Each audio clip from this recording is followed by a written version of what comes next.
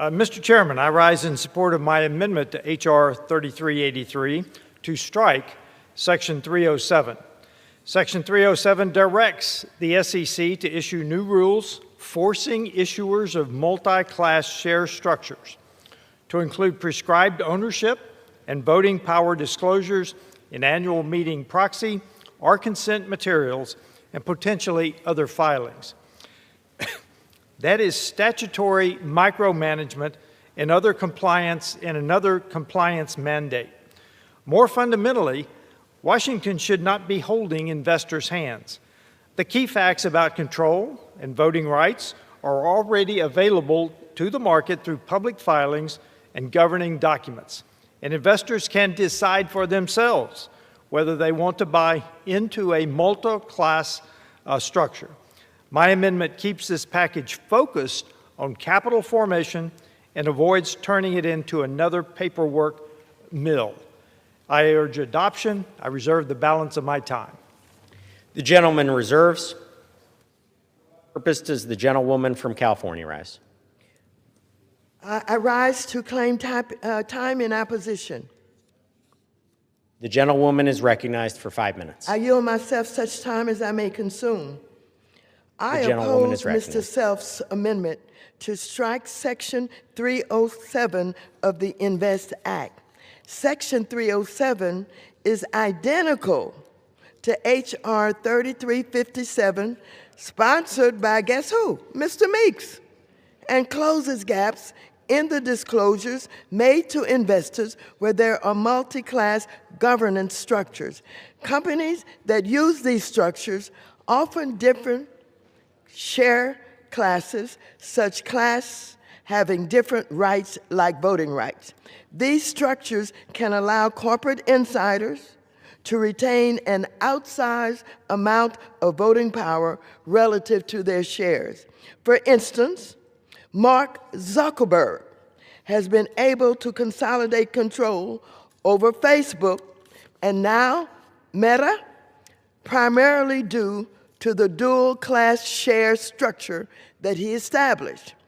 This structure allows him and a small group of insiders to hold Class B shares, which have 10 times the voting power of the Class A shares sold on the open market. So, as a result, Zuckerberg has maintained nearly 60% of the voting power in Facebook, even though his shares account for only about 18% of shares. Mr. Meeks' provision was recommended by the SEC's Investor Advisory Committee and passed out of committee with unanimous support, and it has also passed both this Congress and the prior two nearly unanimously.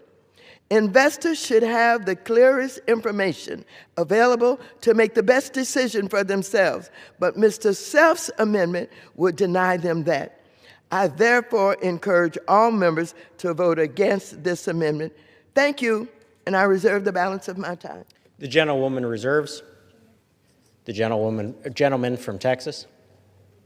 I say again, Mr. Chairman, the information that she is referencing is already readily discoverable by investors, and they have the choice whether or not they want to invest in a multi-class structure.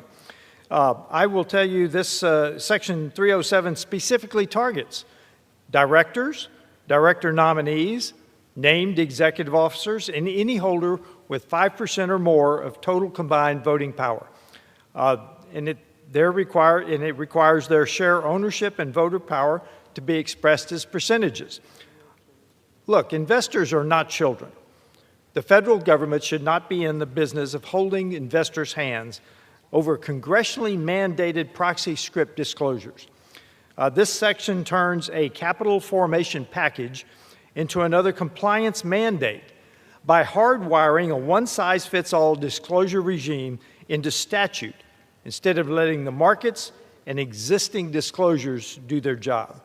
Striking Section 307 keeps the INVEST Act focused on expanding opportunity and liquidity rather than adding a new paperwork burden for public companies. If the goal of this bill is to increase investor opportunities and expand public markets, Congress should be cutting friction, not adding a new compliance hook that falls on public companies and ultimately on shareholders. I reserve the balance of my time. The gentleman reserves.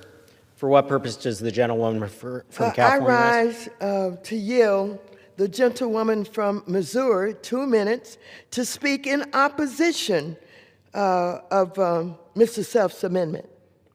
I yield to the gentlelady 2 minutes. The gentlewoman is recognized. Thank you, Mr. Chair. I rise in respectful opposition to this amendment, which would remove an important provision from the INVEST Act. Section 307 is not new or untested policy. This exact language passed the House floor earlier this Congress as H.R. 3357, the Enhancing Multi-Class Share Disclosures Act, with overwhelming bipartisan support. Multi-class share structures date back to the late 1800s and were first conceived to allow companies, particularly family enterprises, to maintain control over voting decisions even without holding a majority of shares. These structures have become increasingly common, particularly among newer public companies.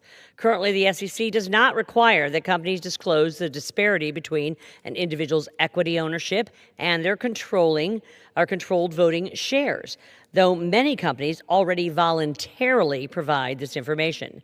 Section 307 simply standardizes the information shareholders receive in proxy materials by requiring this information be provided in a consistent manner when it comes to voting power, particularly from the officers, directors, and those with more than a 5% stake. This is a thoughtful, balanced approach. It enhances transparency for retail investors while preserving multi-class structures as a mechanism to encourage founders to go public. We're not banning these structures. We're simply ensuring investors understand that we're buying what they're buying before they invest. Enhanced disclosures protect retail investors who may not have the resources or expertise to navigate complex corporate structures. It levels the playing field by providing the same information to all market participants. Given the strong bipartisan support, Mr. Chair, this provision has already received. I respectfully urge my colleagues to oppose this amendment and retain Section 307. And I yield back. The gentlewoman yields back. Gentlewoman from California reserves. Gentleman from Texas. I reserve the balance of my time. The gentleman reserves. The gentlewoman from California. Thank you very much. I have the greatest respect for the gentlewoman from Missouri and enjoyed working with her, but she tends not only to agree with me on this amendment, but she feels very strongly about it, and I urge my colleagues to reject this amendment so that investors have the basic information they need about a company's governance structure to make the best investment decision for themselves. I'll yield back the balance of my time. The gentlewoman yields back. The gentleman from Texas. As the chairlady referenced, organizations that want to do this are already doing it voluntarily. We should not add micromanagement to it. I yield adoption of this amendment, and I yield back the balance of my time.